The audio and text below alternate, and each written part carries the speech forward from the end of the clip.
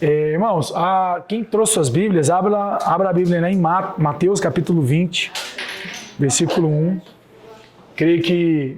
Quem que fez a leitura inicial? Foi a Letícia, né? Ela deve ter lido com vocês o texto.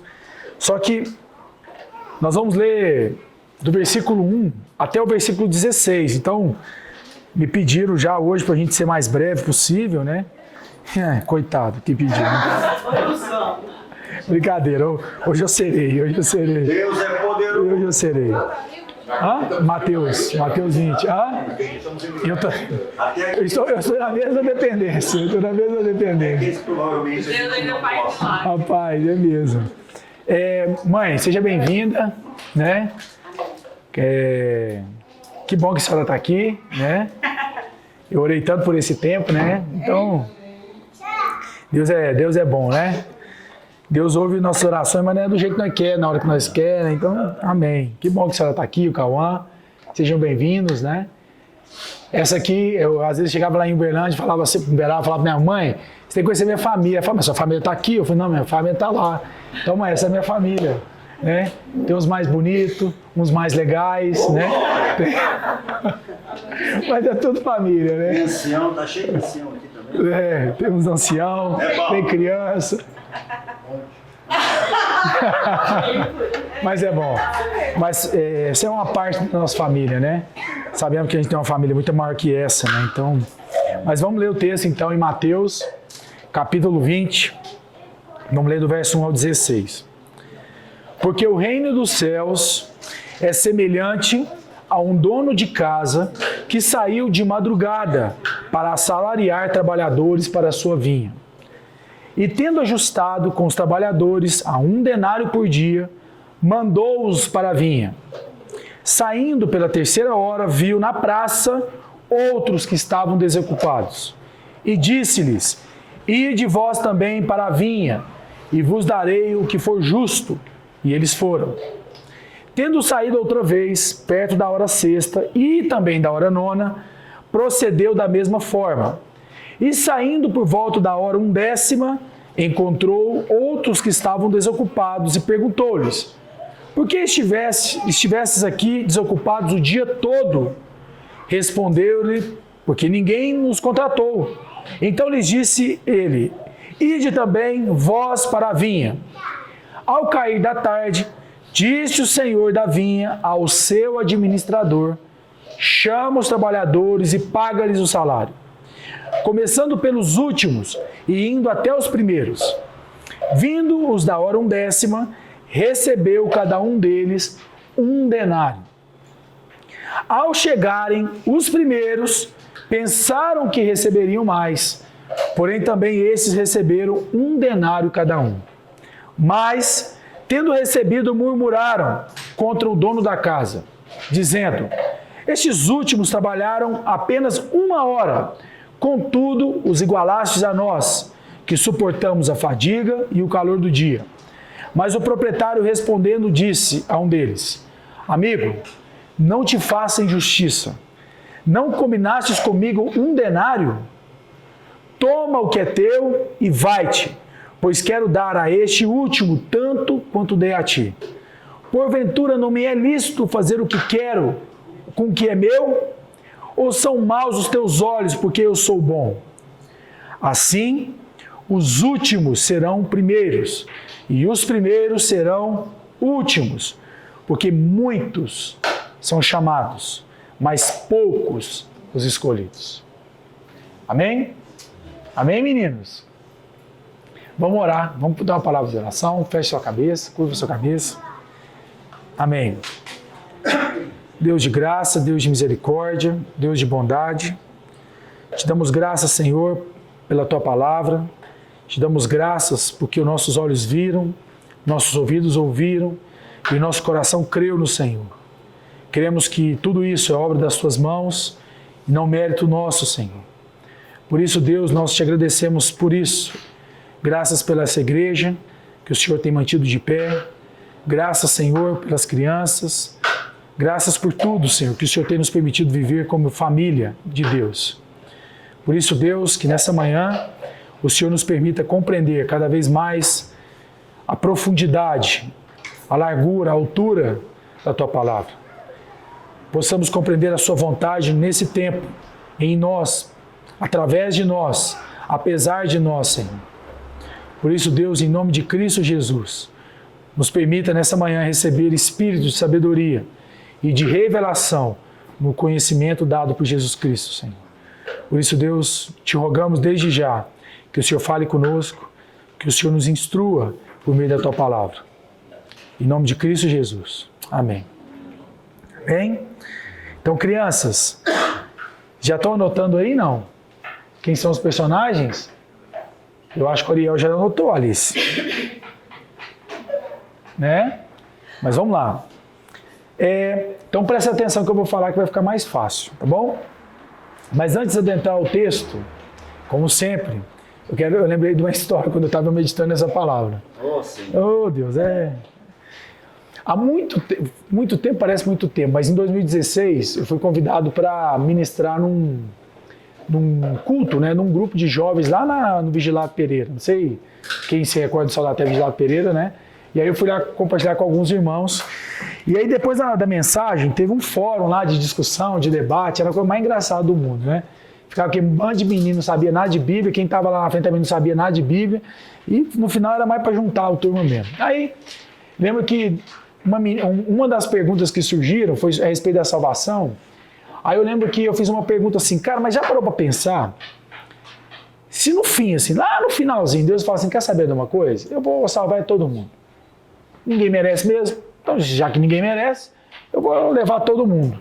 O que você pensaria? Aí eu lembro que uma das jovens levantou e falou, não é certo, isso é injusto. Aí na hora que ela falou, né, falou, mas por que é injusto? E ela falou assim, não, porque eu estou aqui, presta atenção, eu estou aqui na igreja, podia estar lá no mundo, mas eu estou aqui. Eu podia estar com o namorado, mas eu estou aqui. Eu podia estar lá no London, mas eu estou aqui. Eu podia estar dormindo com o namorado, mas eu estou aqui. Eu podia estar usando droga, mas eu estou aqui. Então não é justo, eu fiquei aqui fazendo esse tudo de coisa, né? No final eu ser salvo e ela também. Não acho certo isso não. Aí eu lembro que eu brinquei com ela, falei, não, minha irmã, do jeito que você fala, parece que você queria estar lá, mas você está aqui, porque você não está lá. Não é que ela falou, não, vontade de estar lá, sabe que é a coisa? Lembra da história do cara que orou no carnaval? Lembra dessa história, né? Ô Senhor, vamos orar para aqueles pecadores que estão lá, no carnaval, tomando aquela cerveja geladinha. Mas era... Lembra dessa história? Vocês lembram, né? Isso já aconteceu no acampamento, né, Guilherme? Geladinho! Aqueles pecadores, né? Mas enfim... E aí eu me lembrei dessa história, porque às vezes nós, de alguma forma, o fato de estarmos aqui, às vezes ainda, na nossa maturidade, né, a gente tem a sensação que nós estamos fazendo um favor para Jesus. Que nós estamos aqui e falamos, Jesus, não se esqueça de mim quando entrar na terra prometida. Sabe aquela oração assim do rapaz da cruz? Parece que a gente vai fazendo as coisas como se fosse para receber alguma coisa. Não sei se vocês me entendem. Porque dá a sensação que está faltando alguma coisa ainda na nossa relação com Cristo. E quando a gente vai meditar nesse texto, obviamente, relembrando aos irmãos, a parábola ela não tem o objetivo de você querer comparar cada um que está ali, um personagem é Israel, o outro é não sei o quê, nós já falamos isso. A parábola geralmente ela tem, como a gente fala, né? A parábola é duas verdades, tem duas incógnitas e uma verdade oculta, e que Deus quer revelar uma verdade oculta dentro do texto, né? Então a gente sabe disso e obviamente o texto tem uma moral. Mas falando um pouco do texto, durante muitos anos, e eu também, durante muitos anos, ao ler esse texto, eu não sei se na sua Bíblia aparece o título da parábola, né? Mas alguns títulos vão aparecer. A parábola dos trabalhadores da vinha. Não é assim, não? Está assim na sua? A parábola dos pagamentos. Dos pagamentos, né? E como tudo nos evangelhos a gente tem percebido, o homem sempre vai tentar botar o foco em quem? No homem. Então, quando você olha para a história que Jesus vai contar aí pelo meio da parábola, essa história não tem absolutamente nada a ver com os trabalhadores. Nada a ver. Então o título não deveria ser a parábola dos trabalhadores da vinha. Talvez o título deveria ser a parábola do Senhor que é bom e generoso e fiel para um bando desempregado. Talvez seria a melhor forma de entender o texto. Mas, dando um pouco de contexto, a parábola, né, obviamente, quando Jesus vai contar ela, existe um contexto aí, por que ele está contando essa parábola. Mas fazendo um resumo rápido, né, vai dizer que o dono da casa, olha que curioso, né, o dono da casa, está falando que é o dono, não é o mais ou menos, é o dono da casa. Ele levantou de manhã e ele resolveu fazer o quê, gente?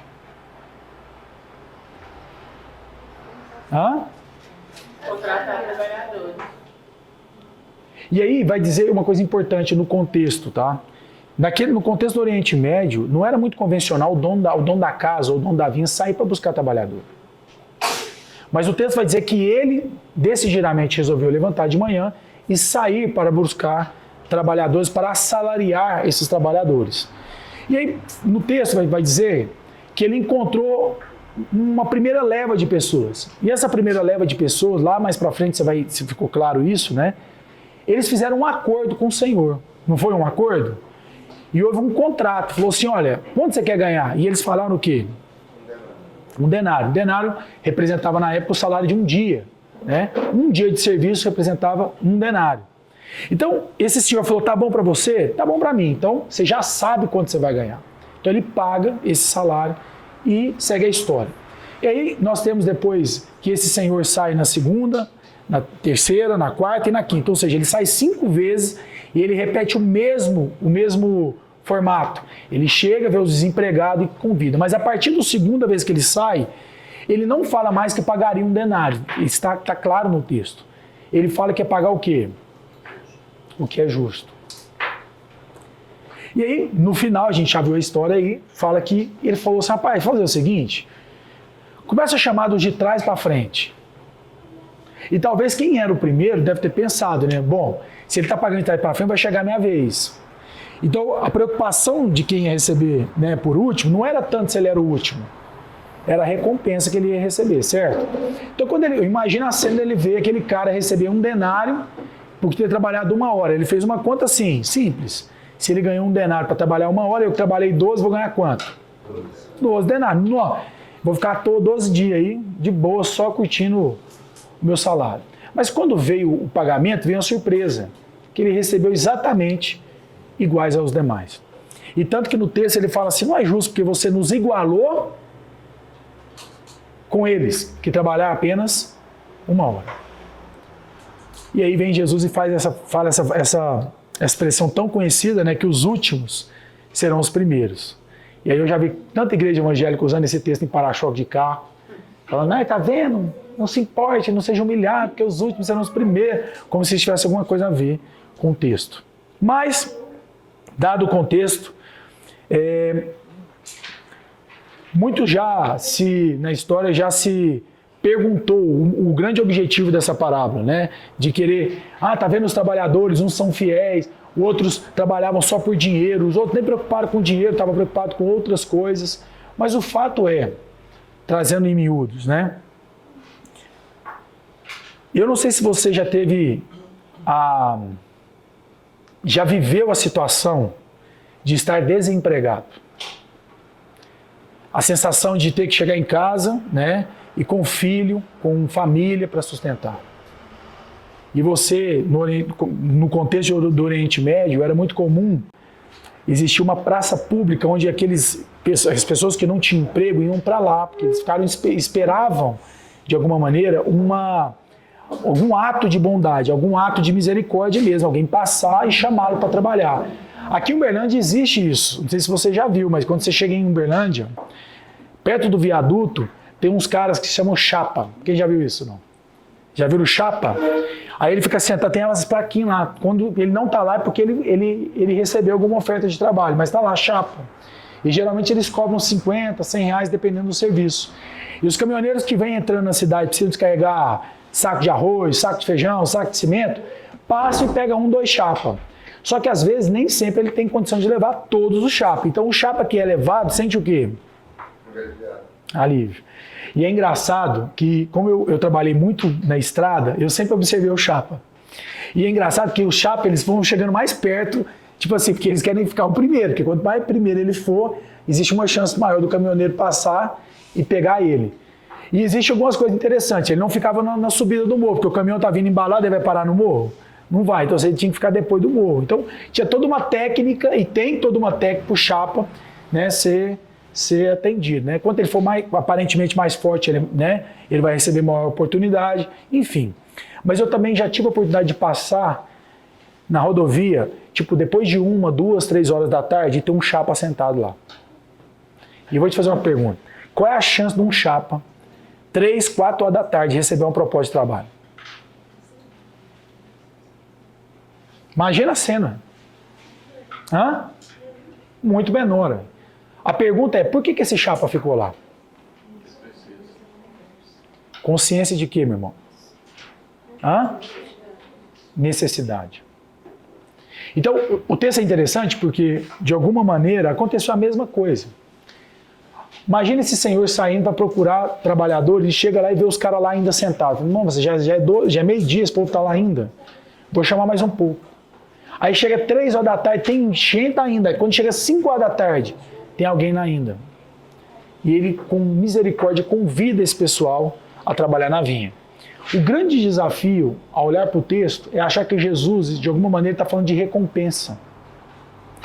Porque, de alguma maneira, os que chegaram primeiro acreditavam que aquilo que eles estavam fazendo estava relacionado ao quê? A uma recompensa. Por isso que, de alguma maneira, eu acho muito bonito esse texto, porque esse texto, de verdade, eu creio que é possível extrair vários princípios bíblicos a respeito de Deus. Né? Um deles que eu consigo enxergar é o trabalho. Porque, de alguma forma, muitos de nós trabalhamos pelo quê? Salário. Pelo salário. Né? E aí já está escrito que o preço do pecado, o preço do salário... O salário do pecado é a morte. Então, se você trabalha no salário, mesmo, você está lascado. Porque, né, o salário parece que nunca dá, não é verdade? Você ganha mais, mas parece que não dá, nunca fecha a conta. Mas, de alguma maneira, como eu mencionei no início, o texto não está falando dos trabalhadores. A preocupação de Jesus é demonstrar o quê? Vamos ver se vocês conseguem ver como eu consegui enxergar. Pode ser que eu esteja enganado, mas o que Jesus está querendo mostrar nesse texto, de uma maneira objetiva?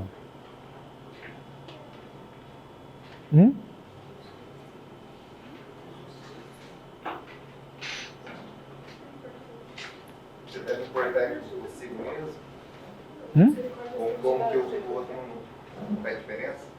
Que aí, no caso, ele trabalhava para um pouco mais com que o outro ia ganhar do que ele próprio, porque ele já tinha feito um acordo. Vamos lá. Ele teria que estar satisfeito. Gente, é o seguinte, é bem vocês falaram, a justiça de Deus é carregada de misericórdia e compaixão. A justiça de Deus é carregada de misericórdia e de compaixão. Entendem isso? Não? Porque, de alguma forma, nós fomos ensinados, nós fomos influenciados a pensar a respeito de uma maneira anti-graça. Anti-graça. Ou seja, não é por graça, é por mérito. E, no fim, nós vamos insistir acreditando que é por mérito e não por graça. E aí, esse texto, se a gente for entender um pouco do contexto, se você voltar um pouquinho em Mateus 19, você vai entender como que Jesus entrou nessa história. Em Mateus 19, é a famosa história do jovem rico. Quem lembra da história do jovem rico? Hã? Lembram? Em Mateus 19, eu vou fazer um breve resumo de Mateus 19. Conta que havia um jovem, e esse jovem existiu, só que nós nunca vamos saber o nome dele. Sabe por que você não vai saber o nome desse jovem? Porque Jesus não conhecia ele, por isso que Jesus chamou de jovem rico. Mas lá em Lucas 19, se eu não me engano, Jesus rapidamente entra numa história que é a história do Zaqueu. Lembra do Zaqueu? E Jesus chamou ele pelo quê? Pelo nome. Você vai ver que parece que as ovelhas de Jesus sabe o nome de cada uma delas, já percebeu? E do jovem rico ele não sabia, é um mistério, mas está lá na Bíblia. E vai dizer que esse jovem, quando olhou para Jesus, falou: pai, o que eu tenho que fazer para herdar a vida eterna? Aí Jesus falou assim: deixa eu ver, você tem feito isso? Rapaz, nisso aí eu sou o melhor. Nisso eu também sou o melhor, ninguém me pega nisso. Aliás, as irmãs da igreja é doidinho comigo, porque eu sou a nata da igreja, imagina a conversa. E aí, de repente, Jesus fala, pois, mas uma coisa te falta, só uma. Vende tudo que tem, dá aos pobres, depois vem e me segue. E vai dizer o texto que ele ficou muito triste, porque ele era riquíssimo. E aí vai seguindo o texto, aí de repente, acho que é o apóstolo Pedro, né? Mas isso é incrível. E Jesus fala que é mais fácil o camelo entrar por dentro de uma agulha que o rico entrar no reino dos céus. Aí, acho que foi Pedro que falou assim, rapaz, mas vou falar uma coisa pra você, mas então é difícil esse negócio. Ele falou, o que é impossível para os homens é o quê? Possível para Deus. Mais um texto fora de contexto que o povo pega para poder falar, tá vendo? Você pode, você é infalível, você tem que ir, porque o que é impossível para os homens é possível para Deus. Então, se você está desempregado, pode comprar uma BMW, que Deus vai dar junto, pagar os boletos, porque é impossível para você, mas é possível para Deus. Aí começa a teologia fora de contexto. E aí, meus irmãos, na sequência de Mateus 19, se você... o 26 foi o que eu acabei de citar, se você ler o versículo 27, está escrito assim, então lhe falou Pedro, eis que nós tudo deixamos e te seguimos. Que será, pois, de nós? Jesus lhe respondeu, em verdade vos digo, os que me seguistes, quando na regeneração o Filho do Homem se assentar no trono da sua glória, também vos assentareis em 12 tronos para julgar as 12 tribos de Israel. E todo aquele que tiver deixado casas, ou irmãos, ou irmãs, ou pai, ou mãe, ou mulher, ou filhos, ou campos, por causa do meu nome, receberá muitas vezes mais e herdará a vida eterna. Porém, muitos primeiros serão últimos, e os últimos primeiros. E aí, de repente, entra Mateus capítulo 20, e Jesus propõe uma parábola dentro do dono da vinha, que saiu para buscar trabalhadores. Por que é importante entender isso? Porque durante muitos anos houve-se uma interpretação do texto, acreditando que no meu ponto de vista, aqui está falando de um princípio, obviamente, mas muitos acreditaram que esses primeiros que chegaram eram vamos dizer assim, os fariseus da época. Aqueles doutores da lei que guardavam a lei de dia e de noite.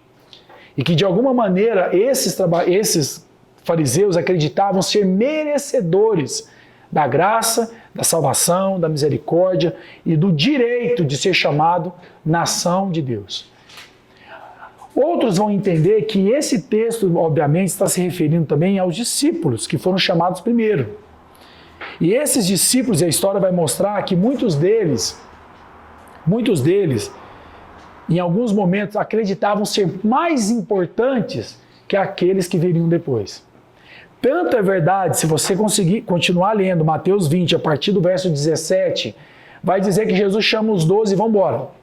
Aí, de repente, aparece a mãe de um dos 12, mãe de 2, e fala, Senhor, e Jesus, obviamente, 17 vai falar que é a primeira vez que Jesus vai anunciar como ele seria morto, entregue para os incrédulos, né? E ele seria escarnecido, humilhado e torturado. Aí a mãe, imagina a mãe ouvindo essa conversa e falou, pois já que você vai morrer mesmo, deixa eu te fazer uma pergunta. Não tem como você pegar meus 2 meninos e botar um à sua direita e à sua esquerda? Olha a conversa da mãe. Aí Jesus fala assim, você tem ideia do cálice que eu vou beber? Você porventura tomaria esse cálice? Aí ela fala, não, tomaria. Olha a conversa da mulher, não sabia nem o que ele está falando. E aí continua a história. E o curioso, que essa história vai se dando em Mateus 20, e de repente, vai dizer que aparece um cego. Já leu essa parte lá em Mateus 20? E fala que esse cego clamou pelo quê? Por compaixão. E é um texto interessante, porque Jesus chega, nós já lemos esse texto juntos, né? E Jesus chega para esse cego e fala assim, o que você quer que eu te faça? Amém. Não é só dar uma vontade de falar, Jesus, você não é Deus mesmo, não, porque não é possível. Que pergunta idiota, você não é crente, não é possível. Você não está vendo que eu sou cego? O problema da pergunta não é que Jesus não sabe a resposta. O objetivo da pergunta de Jesus é nos ensinar o quê? Dependência. Se a gente está realmente consciente do que realmente a gente precisa. Por isso que Jesus fala, o que você quer que eu te faça? Ele fala, é óbvio que eu veja. E Jesus cura ele. Que era alguém o quê? Necessitado. E detalhe, alguém que era humilhado pela sociedade. Você vai ver que tudo está dentro de um grande conjunto, a parábola. e fala que ele foi curado. E aí, no final do versículo, né, Mateus 20, 30, que é o último versículo do capítulo, aparece assim: porém muitos primeiros... Não, perdão, fui errado aqui, eu estava no 19. No versículo 34, fala que conduído, não sei como é que aparece na sua Bíblia no 34, ou com compaixão, Jesus tocou-lhe os olhos e imediatamente recuperaram a vista e o foram seguindo. Portanto, essa parábola proposta por Jesus está dentro de um grande contexto para que, de alguma maneira, para que Jesus possa ensinar aos seus discípulos uma verdade muito importante aos olhos de Deus. No reino de Deus, nenhum de nós é chamado por necessidade. Nenhum de nós é chamado por competência. Nenhum de nós é chamado por hereditariedade. Nenhum de nós é chamado por uma decisão humana. Todos nós, de alguma maneira, fomos chamados pelo dono da vinha ou pelo dono da casa por um ato de misericórdia. Portanto, quando Deus chama alguém, quando Deus chama um homem ou uma mulher, não é porque está faltando algo no céu. Espera o barulho. Não é porque Deus tem alguma necessidade de você. Não é que no mundo ainda faltava você para resolver um grande problema do mundo. Deus chama você unicamente, exclusivamente, pelo beneplácito da sua vontade. O grande desafio nesse texto, aqui no contexto que estava rolando, é entender que se Jesus chamou Pedro, João, Tiago, depois chamou Paulo e outros, não é porque talvez Paulo sabia muito de teologia. Olha que curioso. Tanto é verdade que o próprio apóstolo Paulo em Coríntios vai dizer que tudo aquilo que ele aprendeu ao longo da sua vida, ele considerou como o quê? Como perda, como lixo, como algo não impróprio. E qual que é a evidência disso? Abra sua Bíblia em João, capítulo 6, versículo 44, e a gente vai ler o 44 e o 65. João capítulo 6, versículo 44. Deixa eu pegar aqui, peraí.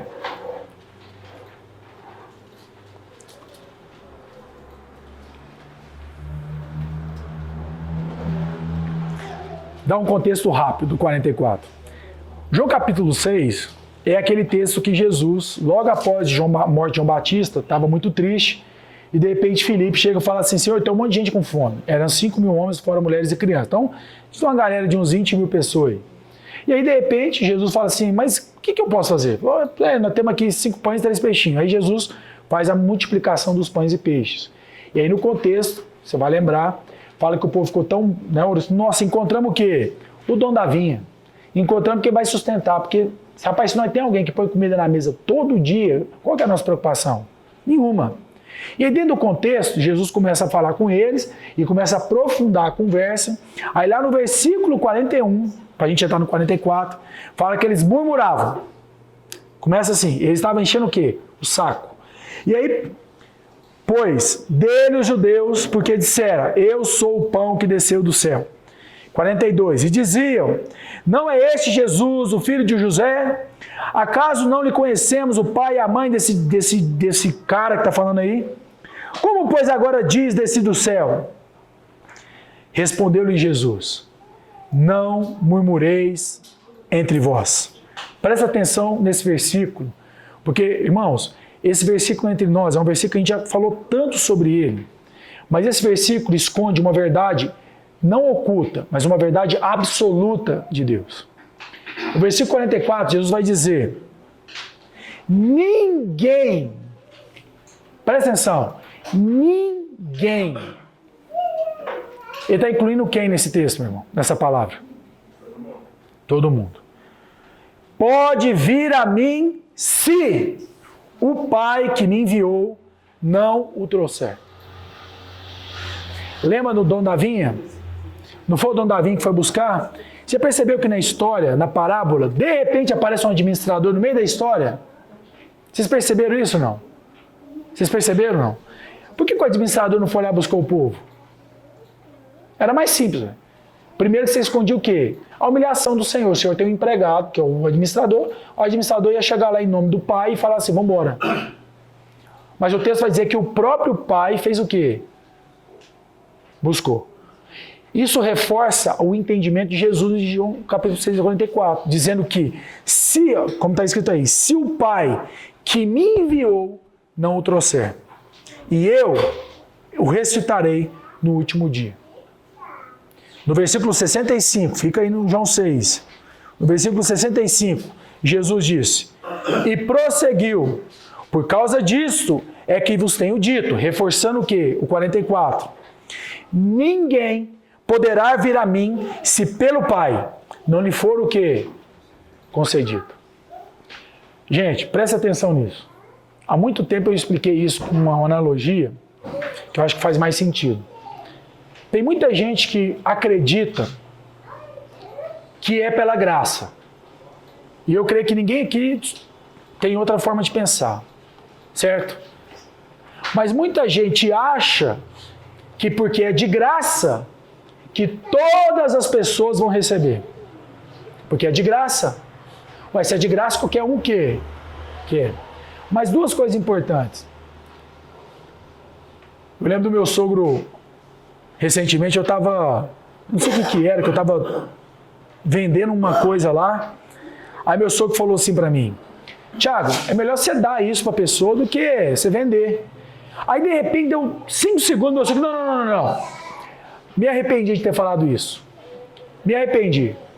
Não é melhor você vender, nem que seja por R$10, porque se for de graça a pessoa não dá o quê? Valor. Então eu te falar uma coisa, não é porque é de graça que não teve alguém que pagou o preço, entende isso? Aí eu estava explicando como que, na minha cabeça, como é que a graça se dá. Aí eu estava explicando que imagina, meninos, a gente ir para Uberaba, lá na terra da minha mãe, né mãe? E com uma Kombi que cabe 15 pessoas. Aí suponhamos que o Guilherme é o dono da Kombi. E o Guilherme, no caminho, fala, cara, eu vou levar algumas pessoas para Uberaba de graça. Aí, de repente, o Guilherme para na avenida, sabe aqueles romeiros que ficam andando na rua? Aí o Guilherme para, abre a Kombi e fala assim, quem quer ir para Uberaba? Aí todo mundo, eu quero ir para Uberaba. O Guilherme olha, mas deixa eu ver uma coisa. Vai você e você. Pode entrar. Como é que ficou os outros 11? Hã? E os que entrou? Deixa eu te falar uma coisa. Pode ser que um dos 4 que entrou vai ficar murmurando. Mas por que ele não levou 11? Cabe 12, cabe 15? Véio? Você entende o problema da graça? E a gente também pensa assim. Olha, peraí, se é de graça, por que não veio fulano? Ué, se é de graça, por que não entrou o ciclano? Porque você, talvez como eu, acreditava que a graça, por ser de graça, por ser não merecido, ela está disponível a qualquer ser humano. Agora, presta atenção. A graça é suficiente para levar toda a humanidade, você entende? A graça é suficiente para levar toda a humanidade. Mas a maior evidência que a graça não levará toda a humanidade, que o próprio Jesus disse, que muitos serão chamados e poucos serão escolhidos. Pode ser que dos 4 que entrar na Kombi, vai ter 12 que falar, para a Kombi, eu não quero ir mais. Ele pode fazer isso? Porque ele é livre. E ele pode descer da Kombi. Como muitos vão descer da Kombi. Mas que vai chegar em Uberaba, pode ser que seja 2, mas chegou em Uberaba. Mas você entende que é pela graça e não por violência? O Guilherme não vai parar como com a arma e falar assim, é o seguinte, vai entrar todo mundo e se não entrar vai morrer aqui. E é o seguinte, não pode descer também não. Se descer, morre todo mundo. Você consegue ver o evangelho assim, meu irmão? Não consigo. Por isso, meus irmãos, a consciência de quem estava na praça provavelmente era maior do que aqueles que chegaram primeiro na casa para trabalhar. Tanto é verdade que no contexto os primeiros fizeram o quê? Uma aliança, um acordo. Então eles trabalharam pelo quê? pelo resultado. Se você não me pagar, eu não vou, mas se você pagar, eu vou. Então nós não sabemos o quanto desses primeiros estavam realmente conscientes de quem era o dono da vinha. Porque o detalhe da história, mais uma vez, não é os trabalhadores. É a bondade e a generosidade do dono da vinha.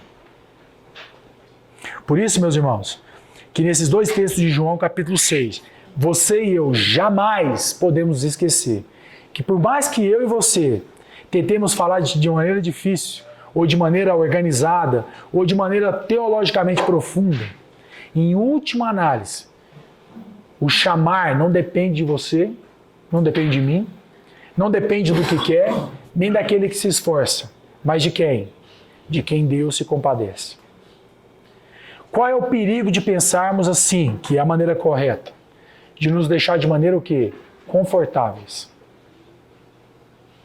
Esse pensamento produziu na igreja cristã, ao longo da história, um certo comodismo, um certo conforto de não sair para onde? Pelas ruas. E como a gente acha que Deus vai salvar quem tem que salvar, a gente fala, mas não adianta eu falar mesmo. É de quem, né, Deus se compadece.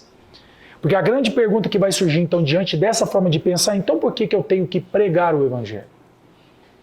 Você já fez essa pergunta alguma vez, não?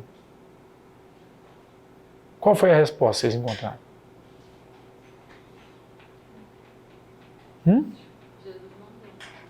Essa é perfeito. Não é algo opcional para nós.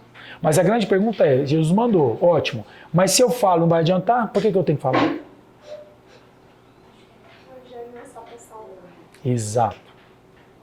Porque a mente religiosa, a mente cristã ao longo dos séculos, produziu na nossa cabeça que pregação é igual o quê? Salvação. E a gente sabe que pregar o Evangelho é o meio pelo qual Deus quis estabelecer o quê? A salvação. Mas isso não quer dizer que você prega e a pessoa seja o quê? Salva. Como na história da Kombi, pode ser que você vai falar para a pessoa, entra, ela fala, não quero. Entra que eu estou mandando, não quero, ué. Vamos lá que tem almoço, mas não quero, ué. Por quê? Porque essa pessoa de alguma forma não teve os olhos aqui abertos. Agora, na Bíblia vai dizer em João capítulo 3 que vai haver um tipo de pessoa que terá os olhos do seu entendimento iluminados, mas ela vai amar mais as trevas do que a luz. É quase uma apostasia imediata. Outros vão apostatar com mais tempo. E poucos vão permanecer até o fim. Não foi à toa que Jesus disse que aquele que permanecer até o fim, esse será salvo. Só que a mente religiosa moderna acredita da possibilidade que eu posso viver do jeito que eu quero, da maneira que eu quero, que no final vai dar tudo o quê? Certo.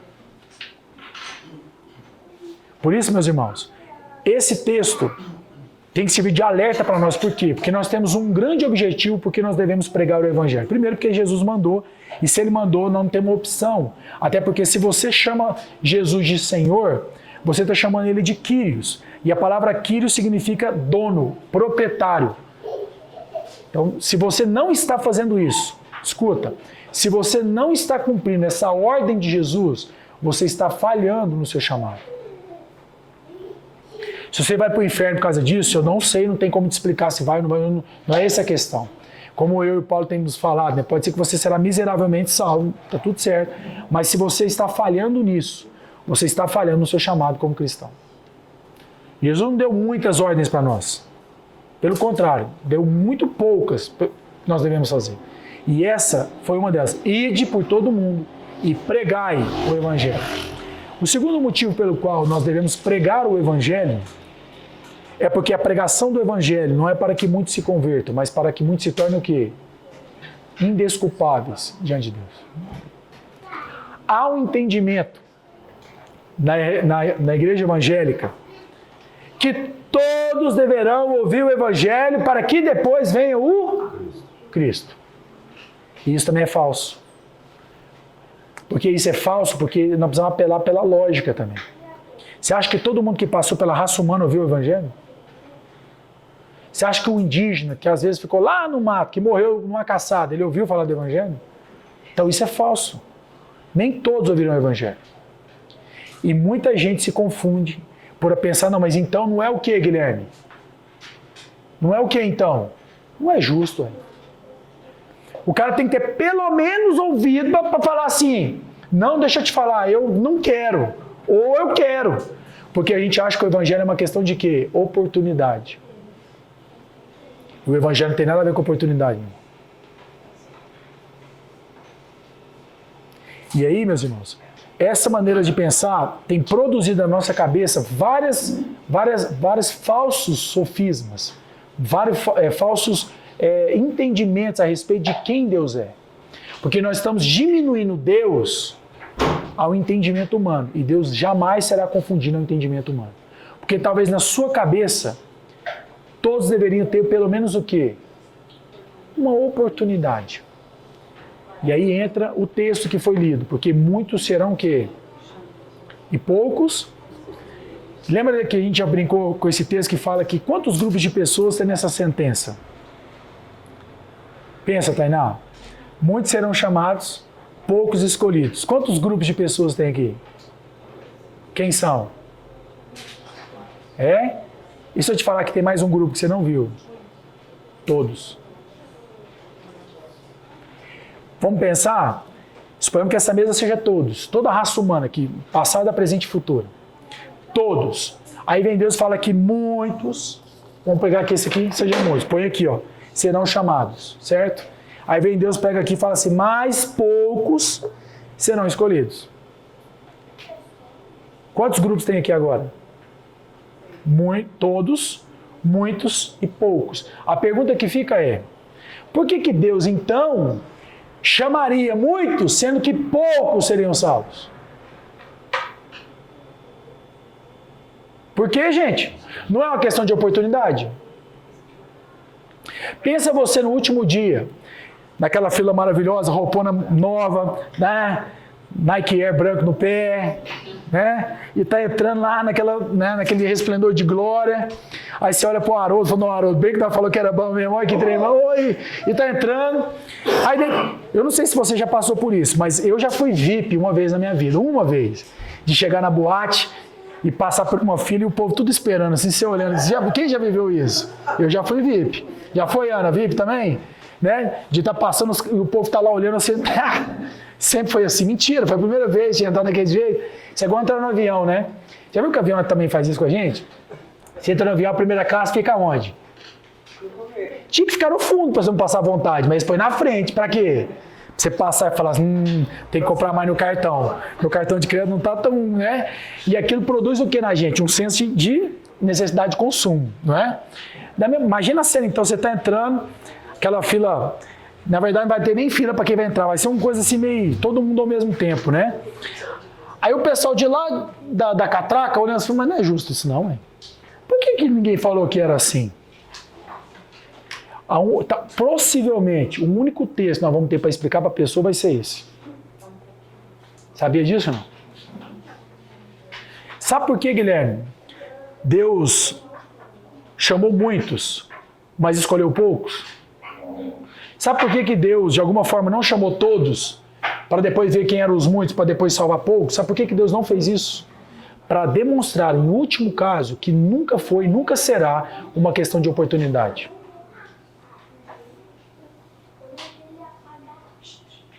Deus vai virar para essa pessoa que fizer essa pergunta e falar assim, mas você lembra lá? Lembra o quê? Então, não adiantava ter chamado todo mundo. Lembra que eu chamei um punhado que também não entrou? Então você estava no punhado também. Não fazia diferença, também não ia entrar. Porque não é uma questão de quê? Oportunidade. Por isso, meus irmãos, essa parábola da vinha aí, do dono da vinha, ela está falando disso.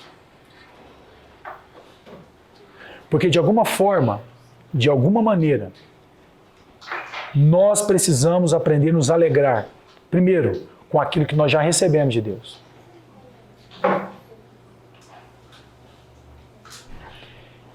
Os primeiros que chegaram, em último caso, queriam ficar mais ricos no final do dia. Enquanto o dono da vinha, ao final do dia, ficou mais pobre. Você concorda comigo, não? De alguma maneira, Deus está nos ensinando algo tão profundo, A maneira como Deus pensa é absolutamente contrária a tudo que o mundo pensa. Por isso, quando fala lá em Efésios que nós éramos inimigos de Deus, até no jeito de pensar, é sobre isso que Deus está falando. Por isso, de alguma forma, nós precisamos de arrependimento, metanoia, mudança de mente. Se você não muda a maneira de pensar e se enquadra aos padrões de Deus, você vai sofrer constantemente. Maria Angélica, para Deus, você ter chegado depois é como se você chegasse primeiro. Você entende isso, não? Por isso, minha mãe está aqui, minha mãe não chegou atrasada. Ela chegou na hora certa, que foi a hora que Deus permitiu. Por isso que para nós, como igreja, nós jamais deveremos tratar as coisas como se alguém que chegou primeiro. Ou alguém que tem uma posição porque ele fez algo melhor. Ou que fez algo aqui, ou qualquer outra coisa. De alguma maneira, a igreja vem construindo isso na cabeça das pessoas, e tanto que Jesus vai dizer aqui em Mateus, que fala assim, porque os povos têm governadores que governam sobre eles, e dizem para ele o que eles têm que fazer e não têm que fazer. Porém, entre vós não será assim. O maior seja o que serve. Porque Jesus fala, porque eu não vim ao mundo para ser o quê? Servido, mas para servir a muitos. Então, meus irmãos, quando a gente olha para esse texto que nós lemos, voltando no início, né? Esse texto está falando da graça e misericórdia de Deus. Obviamente, voltando no terceiro ponto lá sobre a pregação do Evangelho. Por que você deve pregar o Evangelho também? Porque você e eu também não recebemos de Deus uma bola de cristal para saber quem é e quem não é. Imagina, Maranjé. Só imagina. Pensa. Se Deus te desse a capacidade de saber quem é e quem não é, nós seria uma metralhadora, não seria? Isso eu já te falaram, não te contaram, mas eu já vi, viu? É inferno mesmo. E o outro fala, não, deixa eu te falar, pode prostituir à vontade, você é de Jesus. Véio. Imagina que perigo. Né? Por isso, meus irmãos, porque nós não sabemos quem são os escolhidos de Deus, os chamados escolhidos, nós devemos ter a audácia e a ousadia de pregar o Evangelho. Para nós, não deveria ser uma opção pregar o Evangelho. Mas, teoricamente, ou na prática, nós temos feito a pregação do Evangelho como algo facultativo, fala, né? Um dia que eu estou bem, eu falo. Um dia que eu estou mal, eu não falo. Um dia que eu estou mal de novo, eu não falo. E eu vou me acostumando com isso. Amém? Falei que ia ser rápido, ó. A introdução. Agora... essa é a hora que eu vou falar. Meu Deus, cadê esse almoço, né? Amém, meus irmãos? Amém. Ninguém pode vir a mim se o Pai não o enviar. Irmãos, sabe que eu acho que foi melhor assim, sabia? Foi melhor assim. Imagina, que bagunça que seria. Mas você sabe que durante muitos anos eu fiz uma pergunta, que talvez você faça essa pergunta também, ou um dia vai fazer. Eu um dia entendi que é pela graça, tá tudo certo. Eu não mereço e recebi pela graça. Já que não é por mérito, por que Deus escolheu a mim e não meu irmão Rafael? Que nasceu no mesmo contexto e provavelmente cometeu os mesmos erros que eu. Mais uma vez, não depende de quem quer ou de quem se esforça, mas de quem Deus se compadece. Por isso, meus irmãos, eu queria encerrar essa meditação pela manhã com algo para você pensar. Se é que você foi tocado por Deus e recebeu entendimento que ao olhar para a cruz do Calvário, Deus salvou a sua vida por meio de algo tão sangrento, de algo não merecido.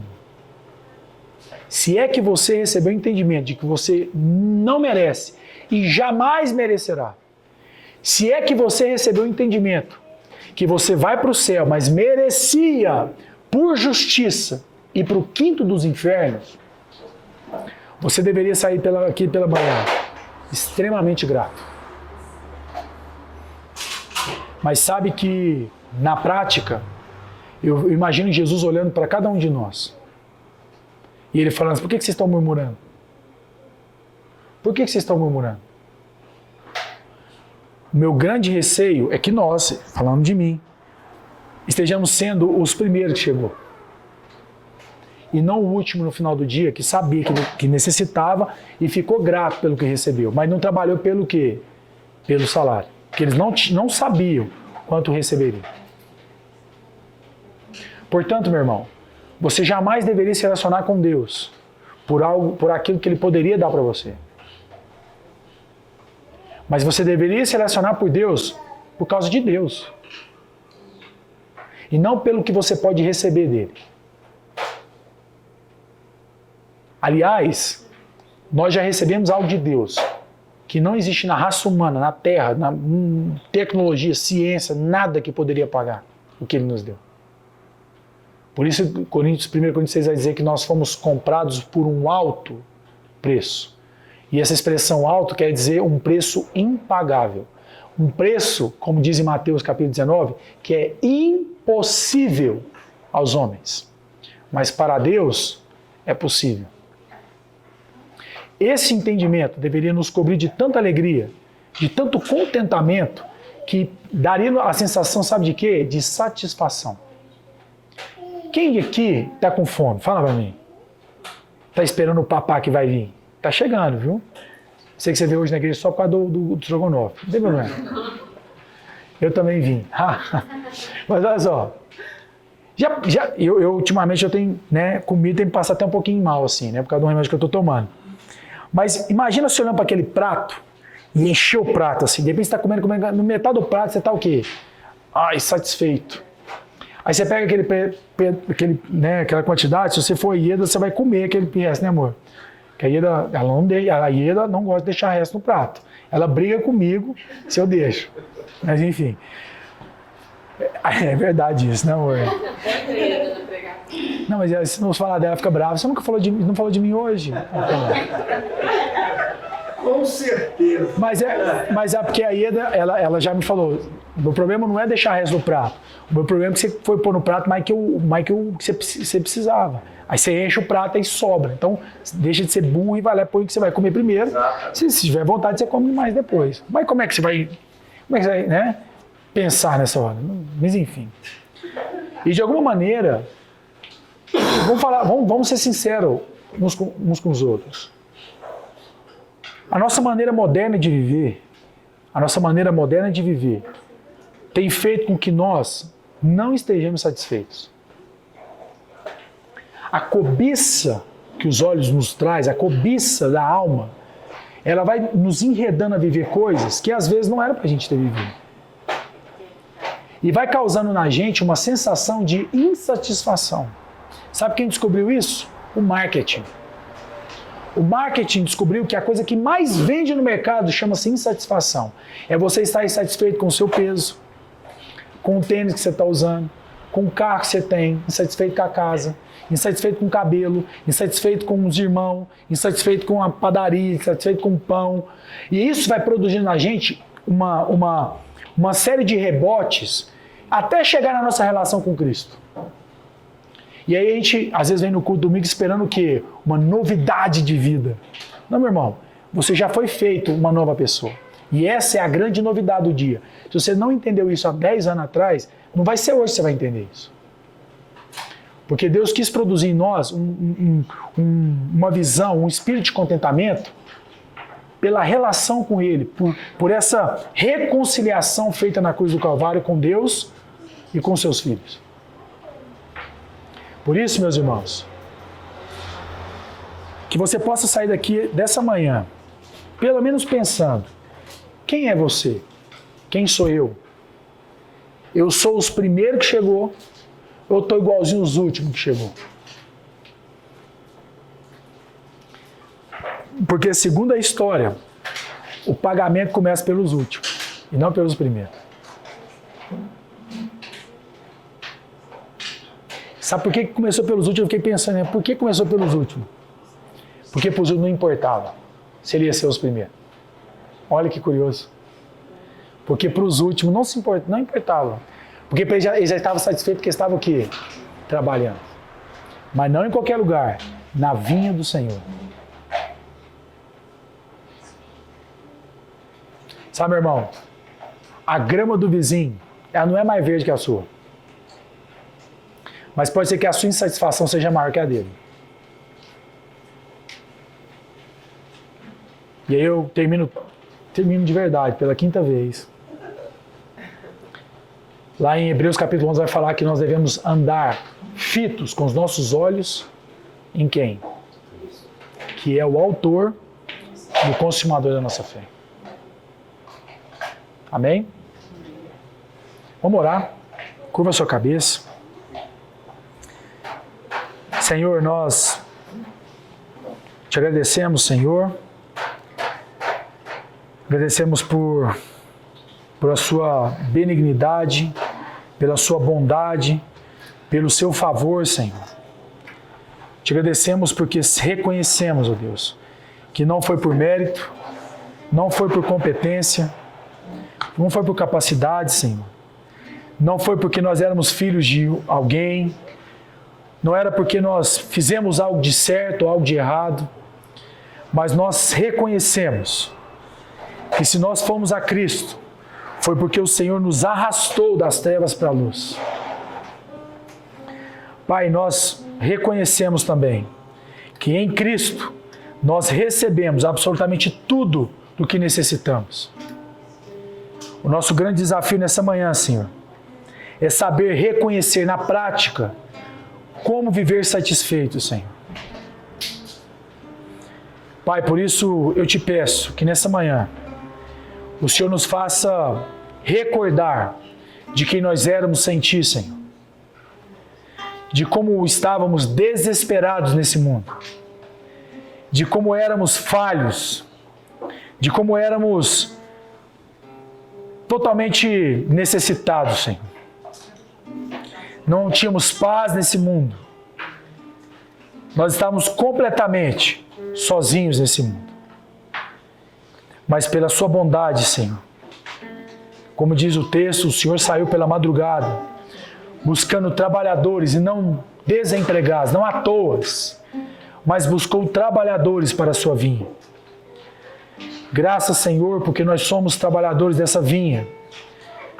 Por isso nos ensine não a olhar pelos denários, pelos recursos que nós podemos receber por meio dessa relação, mas nos ajude a entender, a compreender, a viver o privilégio dessa relação. Porque ter o Senhor e ser do Senhor deveria ser o maior privilégio que um homem e uma mulher pudessem experimentar nessa vida, Senhor. Não de coisas, não para coisas que nós fomos chamados, mas para o Senhor, para aprofundarmos nossa relação com o Senhor, para que, conhecendo o Senhor, possamos experimentar a vida eterna, porque essa é a vida eterna, que nós possamos reconhecer o Senhor em todos os nossos caminhos, Senhor. Pai, em nome de Jesus, eu oro por mim, pelos meus irmãos, e rogo ao Senhor que eles também, assim como eu, possam experimentar nessa manhã o regozijo, Senhor, a alegria, a satisfação e o contentamento de sermos o Senhor. Não está faltando um pedaço, não está faltando uma casa, um carro, nada, Senhor. Nós somos completos no Senhor e não nas coisas desse mundo. Tira, Senhor, de nós a sensação, Senhor, que está faltando algo, Senhor. Porque isso é um engano produzido por Satanás, Senhor. Nós somos completos no Senhor. Nós somos perfeitos no Senhor, sendo aperfeiçoados no Senhor. Oh Deus, em nome de Jesus, permita que nós possamos experimentar tudo isso no Senhor. Eu oro agradecido a Deus, em nome de Cristo Jesus, o qual fez possível todas as coisas, inclusive a mais impossível delas, é sermos chamados como filhos de Deus, amigos de Deus, justos, santos, reconciliados. Pai, em nome de Jesus, obrigado, Senhor, pela obra da salvação que nós experimentamos por meio de Cristo. Em nome de Jesus. Amém. Amém?